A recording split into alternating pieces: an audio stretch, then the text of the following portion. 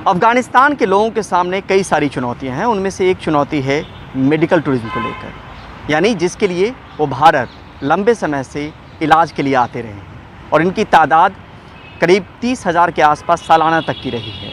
यानी एक अच्छी खासी बड़ी आबादी भारत में इलाज के लिए लंबे समय से आती रही है। कोरोना के दौर में भी हमने देखा कि कुछ एक देशों से लोग यहाँ आते रहे, जिसमें करीब 2 लाख के आसपास लोग आए कोरोना काल में, जिसमें 16,000 अफ़गान के लोग थे। पुराने समय में आंकड़ों की बात करें तो अफ़गानिस्तान चौथा वो देश था जिससे भारी तादाद में ज़्यादा संख्या में लोग यहाँ इलाज के लिए आते थे। और इसमें जो है मालदीव है, इराक है, अफ़गानिस्तान है, ये देश, इन तमाम देशों से लोग यहाँ पे आते रहे हैं इलाज के लिए, और वो पहले भी से भी होता रहा, कोरोना काल में भी होता रहा। एक वक्त 2016 के आंकड़ों पर नज़र डालें तो करीब 4 लाख के आसपास लोग, विदेशी जो लोग हैं, वो भारत इलाज करवाने के लिए आए। 2019 में वो 7 लाख, यानी अब तक का सबसे ज़्यादा 7 लाख लोग जो हैं वो 2019 में आए। अफ़गानिस्तान को लेकर जानकारी ये बताते हैं कि इससे भारत की इकोनॉमी पे करीब 10 से 11 हज़ार करोड़ रुपए का असर पड़ेगा। यानी जितने लोग यहाँ पे इलाज करवाने आते थे उसका असर सीधे तौर पे इकोनॉमी पे भी पड़ेगा, यानी अर्थव्यवस्था पर भी पड़ेगा, क्योंकि एक अच्छी खासी तादाद होती थी जिनको मेडिकल वीज़ा जारी होता था और वो इलाज करवाने के लिए यहाँ आते थे।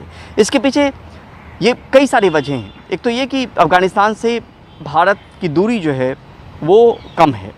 दूसरी नंबर चीज़ ये कि यहाँ के जो डॉक्टर हैं और इंफ्रास्ट्रक्चर है या अनुभवी डॉक्टरों की फहरिस्त कह लें, वो काफ़ी बड़ी है, यानी इलाज पे एक भरोसे की बात है। तीसरी नंबर चीज़ की इलाज सस्ती है। चौथी नंबर चीज़ यहाँ वेटिंग नहीं है इलाज को लेकर। पश्चिमी देशों में की बात करें तो वहाँ इलाज महंगे हैं और वेटिंग भी लंबे समय तक की होती है। तो लिहाजा ये कुछ एक वजह हैं जिसकी वजह से जो अफ़गानिस्तान नेशनल से जो वहाँ अफ़गानिस्तानी लोग रहे हैं वो लंबे समय से इलाज के लिए आते रहे। लेकिन इस बीच में जिस हिसाब से घटनाक्रम तेज़ी से बदला है, उस हिसाब से अभी फ़िलहाल जो है उस तरह की परिस्थिति नहीं है जब जो लोग बीमार हैं वो यहाँ इलाज करवाने आ पाएँ।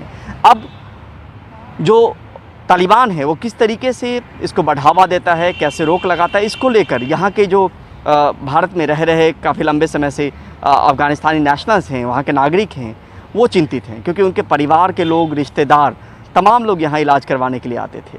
और बीमारी ऐसी चीज़ है जहाँ पे सही इलाज समय पर ना मिले तो फिर स्थिति धीरे धीरे ख़राब होती चली जाती है। तो जो लंबे समय से भरोसा रहा है अफ़गानिस्तान के लोगों का भारत के मेडिकल इंफ्रास्ट्रक्चर पे, जिसको मेडिकल टूरिज़्म का नाम दिया गया, जिस वजह से वो यहाँ आते रहे हैं, अब उसको लेके स्थिति थोड़ी असमंजस सी है। अंदेशा ये भी जताया जा रहा है कि ये जो पूरा एक तरीके से जो आमदनी होती थी इससे 10 से 11 हज़ार करोड़ रुपए की, उस पर भी असर पड़ सकता है, क्योंकि अभी फ़िलहाल जो है वो स्थिति और सूरत हाल बहुत क्लियर नहीं है।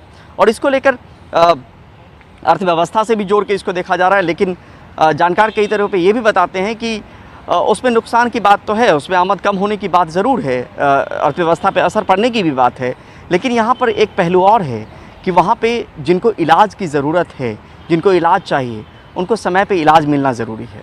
और इस वजह से इस दिशा में भी कदम बढ़ाने की ज़रूरत है। जो तालिबान हैं उनको इस दिशा में भी देखने की ज़रूरत है। लेकिन फ़िलहाल अभी तमाम असमंजस की स्थिति है। और यहाँ पर फिर से अगर दोहराएं तो अफ़गानिस्तान चौथा ऐसा देश रहा है जहाँ से बड़ी तादाद में लोग भारत इलाज के लिए आते रहे हैं। और इस बीच कोरोना के दौर में भी इराक और अफ़गानिस्तान से करीब 16 हज़ार लोग आए, बांग्लादेश से करीब 1 लाख लोग आए, तो 2 लाख जो विदेशी नागरिक करीब आए थे इस बीच में कोरोना काल में, उसमें 16,000 अफ़गानिस्तान के लोग भी शामिल हैं। अब यहाँ पर ये समझना बहुत ज़रूरी है कि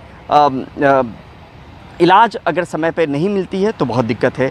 एक अच्छी खासी आबादी और अच्छा खासा तादाद जो है, जो लोग बीमार थे वो लंबे समय से आते रहे, तो उनके सामने एक संकट जो है वो गहरा गया है।